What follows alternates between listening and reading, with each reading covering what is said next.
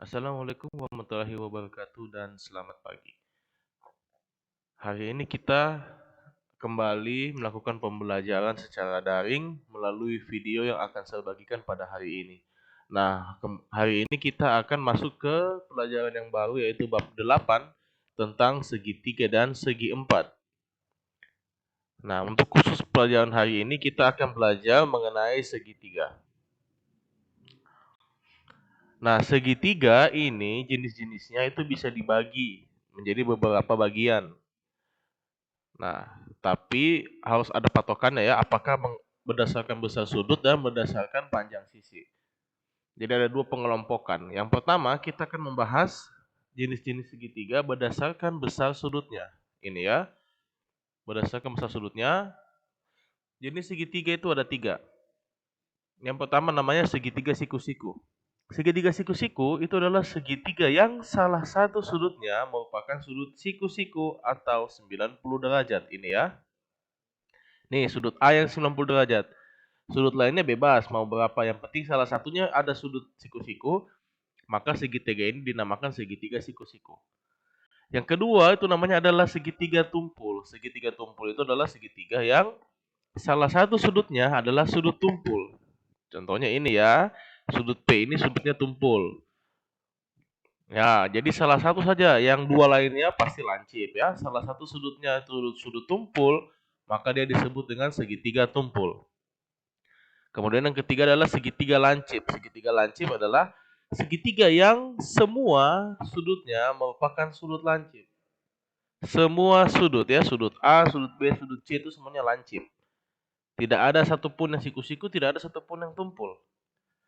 Kalau semuanya memenuhi maka dia dikatakan segitiga lancip.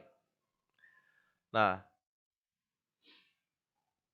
jumlah sudut pada segitiga ini besar sudutnya ya. Jadi kalau besar sudutnya itu dijumlahkan semuanya, maka dia akan menghasilkan 180 derajat. Ya, saya sudah pernah ajar pada materi sebelumnya garis dan sudut. Di sini akan diulang kembali. Jumlah sudut pada segitiga itu adalah 180 derajat.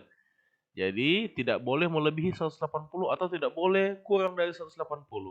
Pasti jumlah sudutnya sudut A tambah sudut B tambah sudut C, sudut P tambah sudut Q tambah sudut L, sudut A tambah sudut B tambah sudut C, hasilnya pasti selalu 180 derajat.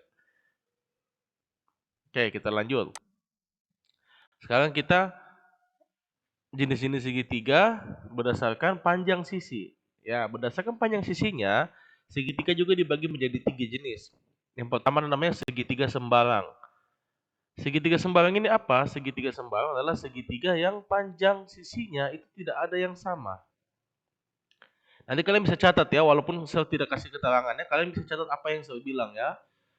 Segitiga sembarang adalah segitiga yang panjang sisinya semuanya beda.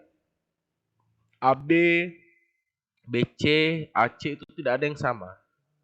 Makanya disebut dengan segitiga sembarang. Ya. Yang kedua, jenisnya adalah segitiga sama sisi. Segitiga sama sisi adalah segitiga yang semua sisinya sama panjang. Ya, sisi KL, LM, KM ini semuanya sama panjang. Ada simbolnya ya, ada tanda seperti ini artinya sama panjang, semuanya sama panjang. Nah, keistimewaannya dari segitiga sama sisi adalah bukan hanya sisinya yang sama panjang, tetapi sudutnya juga itu semuanya sama besar. Ketiga sudutnya ini sama besar. Ya, sama besar semuanya ini. Itu keistimewaan dari segitiga sama sisi. Maka ketika ditanya berapa besar sudutnya ini, sudut K, sudut L, dan sudut M. Nah, ingat kembali bahwa besar sudut pada segitiga jumlahnya adalah 180. Dan ini tiga-tiganya sama besar, berarti 180 bahagi 3 menghasilkan 60. Maka artinya pada segitiga sama sisi, besar sudutnya masing-masing itu adalah 60 derajat. Ya, itu adalah pengetahuan dasar yang harus kalian ketahui. Jadi ketika ada soal mengenai segitiga sama sisi, kalian tidak perlu lagi misalnya, berapa sih besar sudutnya? Nah, kalian sudah harus tahu bahwa besar sudutnya pasti adalah 60 derajat karena dia sama sisi, semua sudutnya juga sama besar. Baik, yang ketiga jenisnya adalah segitiga sama kaki. Segitiga sama kaki adalah segitiga yang ya sesuai namanya. kakinya sama panjang ya. Di sini kakinya itu PQ dan PL. Misalnya Anda tanya, "Sir, bagaimana kalau segitiganya terbalik?" Kan tidak mungkin kaki di atas. Ya, siapa tahu seperti itu ya. Nah, intinya jika sebuah segitiga, kan segitiga itu ada 3 sisinya. Kalau ada 2 sisi yang sama panjang, berarti dia segitiga sama kaki. Intinya gitu. Ya, jadi kalau segitiga sama sisi tadi, semua sisinya sama panjang. Tapi kalau segitiga sama kaki, cukup ada 2 saja, 2 sisi yang sama panjang, maka dia pasti disebut dengan segitiga sama kaki. Keistimewaan yang hubungannya dengan sudut adalah sudut pada kakinya ini itu sama besar ya.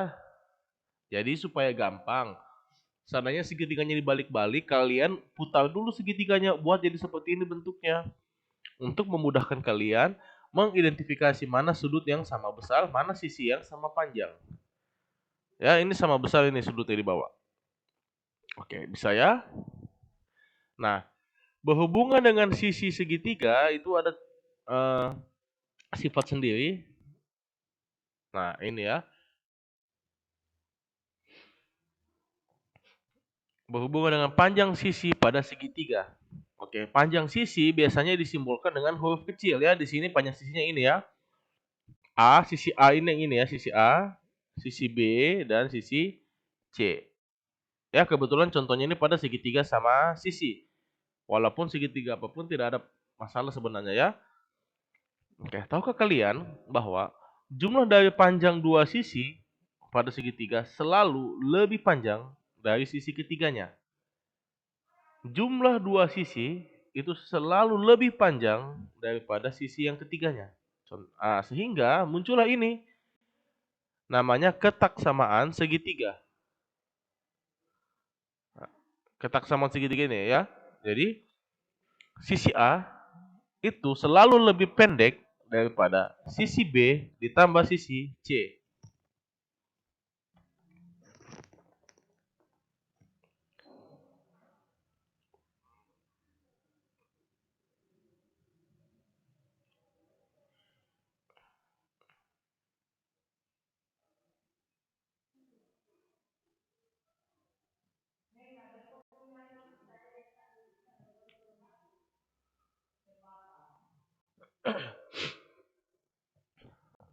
Baik. Jadi ini kesamaannya ya. Sisi A itu kurang dari sisi B ditambah C. Kurang dari ya, lebih pendek. Kemudian sisi B pasti juga lebih pendek daripada sisi A ditambah sisi C. Dan sisi C ini lebih pendek daripada sisi A ditambah sisi B. Nah, untuk membuat sebuah segitiga, kita harus memenuhi ketiga ini ya, sifat ketidaksamaan ini, ketaksamaan. Jika ada salah satu yang tidak memenuhi, maka dia tidak bisa jadi segitiga. Saya kasih contoh. Diberikan 3 lidi dengan panjang 3 cm, 6 cm, dan 10 cm. Ada 3 batang lidi ya. Pertanyaannya, bisakah dibuat menjadi segitiga? Seandainya ya, kita tanpa kita praktekkan, kita hitung dulu. Nah, kita misalkan saja yang A itu sisi A itu 3 cm, sisi B 6 cm, dan sisi C 10 cm. Bebas ya, mau yang mana A, B, C-nya terserah. Cuma saya maunya begini aja supaya enak berurutan ya. Kita cek dulu sifat yang pertama. A kurang dari B tambah C, A-nya 3. 3 kurang dari 6 tambah 10. Benar ya? 3 kurang dari 16. Ini benar ya? Tidak ada masalah. Sifat yang kedua. B kurang dari A tambah C. B-nya itu 6. 6 kurang dari 3 ditambah 10. 10 tambah 3 kan 13. Jadi 6 lebih kecil atau kurang dari 13. Benar ya? Tidak ada masalah. Sekarang sifat ketiga. C itu kurang dari A tambah B. C-nya 10, A-nya 3, B-nya 6. 10 kurang dari 3 tambah 6. 3 tambah 6 ini kan 9.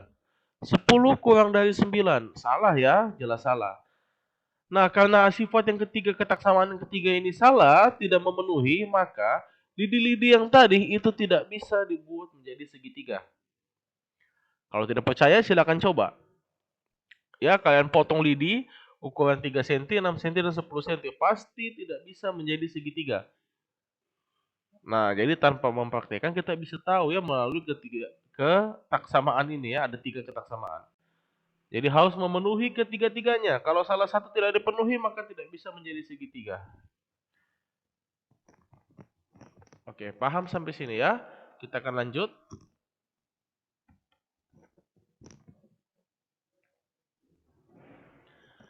Baik, kita masuk ke luas dan keliling segitiga.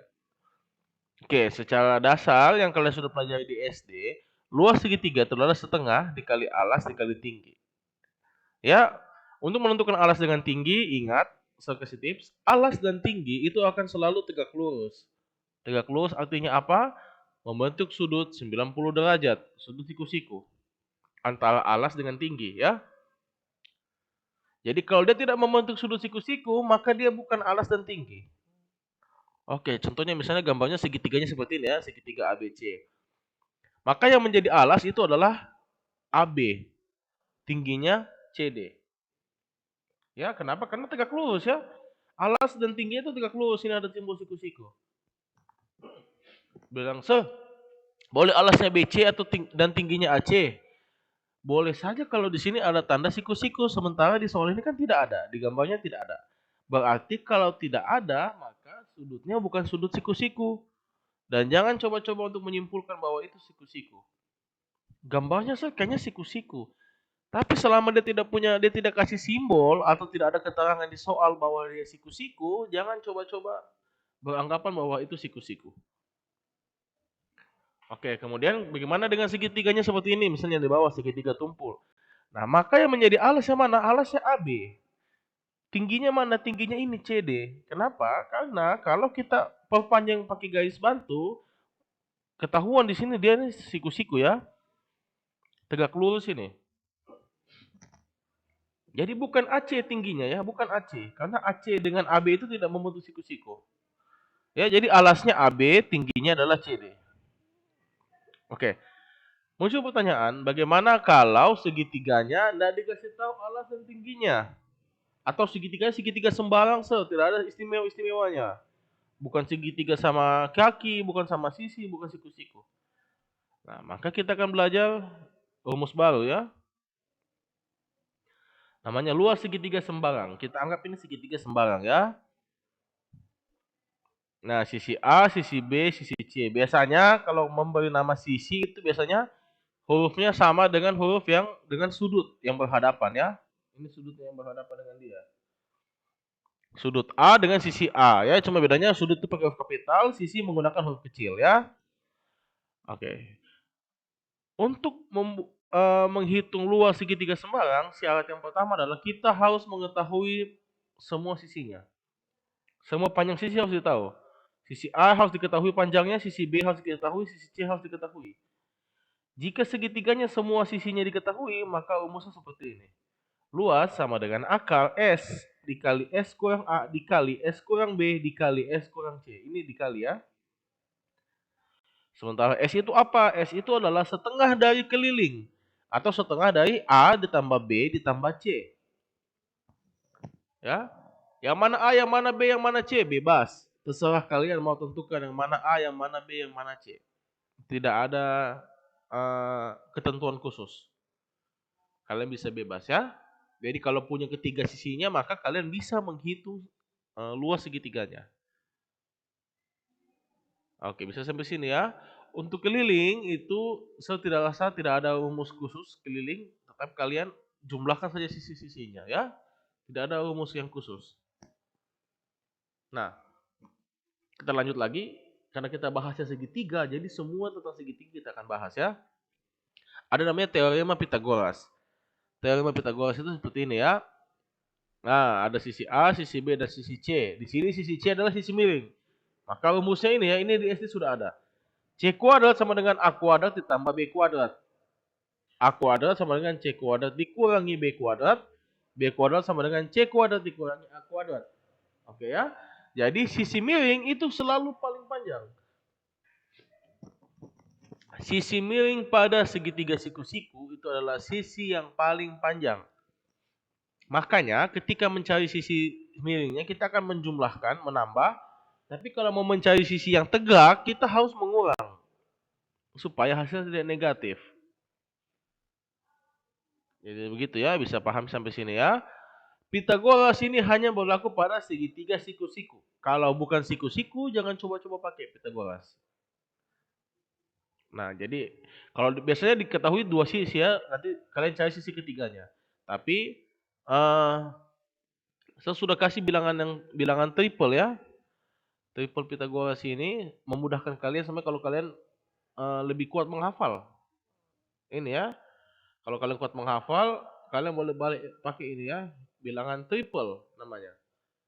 Nah, bilangan triple itu adalah bilangan yang sudah pasti adalah membentuk sudut segitiga siku-siku. Contohnya, bilangan triple paling dasar itu adalah ini, 3, 4, 5.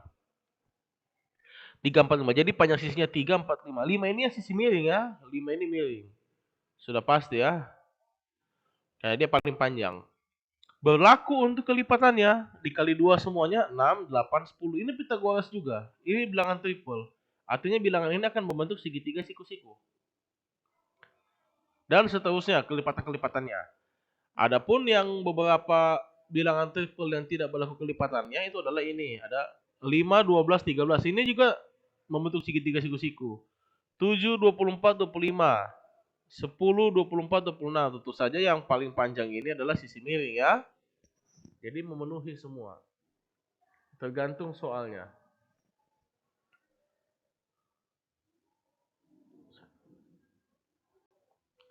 Oke, dan yang terakhir mengenai garis berat dan garis bagi. Ini simpel saja. Sebagai pengenalan, garis berat itu adalah garis yang membagi dua sisi segitiga menjadi sama panjang. Dia membagi dua sisi kalau ini. Kalau dia garis berat, dia membagi dua sisi. Nih, perhatikan, garis AD dia membagi sisi BC ya. Jadi ini sama BD sama panjang dengan CD.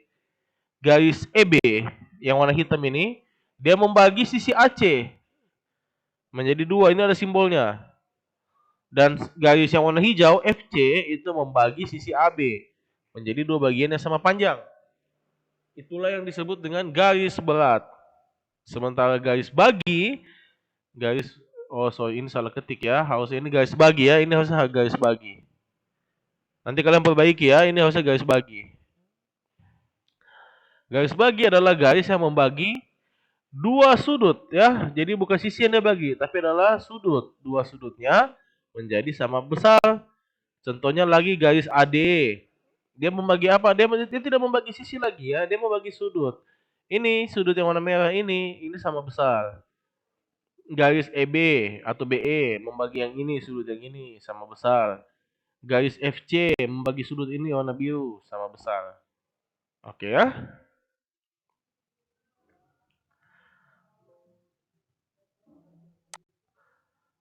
Nah, itulah pembelajaran kita pada hari ini. Materinya cukup panjang. Silakan kalian catat di buku kalian masing-masing. Adapun beberapa sifat yang saya tidak tulis tapi ada saya ucapkan, itu juga boleh kalian catat sebagai bahan materinya ya. Jadi memang saya kasih dulu materinya semua dulu mengenai segitiga. Nanti latihan soalnya di pertemuan selanjutnya. Oke ya, saya berharap kalian untuk mencatat ini ya. Jadi tidak hanya dibuka dilihat oh sudah ditutup, tidak ya. Tapi kalian mencatatnya karena ini penting buat pembelajaran kalian. Apalagi nanti supaya nanti nilai ulanganmu tidak tidak anjlok. Supaya nilaimu bagus, belajar baik-baik. Walaupun mungkin saya tidak bisa awasi secara penuh kalau kita tatap muka, tapi saya berharap, saya percaya deh, saya yakin kalian adalah siswa yang jujur. Ya, yang mau suka belajar, yang mau pintar. Tidak ada yang malas. Oke, sampai sini dulu pertemuan kita. Sampai ketemu lagi di pertemuan selanjutnya. Assalamualaikum warahmatullahi wabarakatuh dan selamat pagi.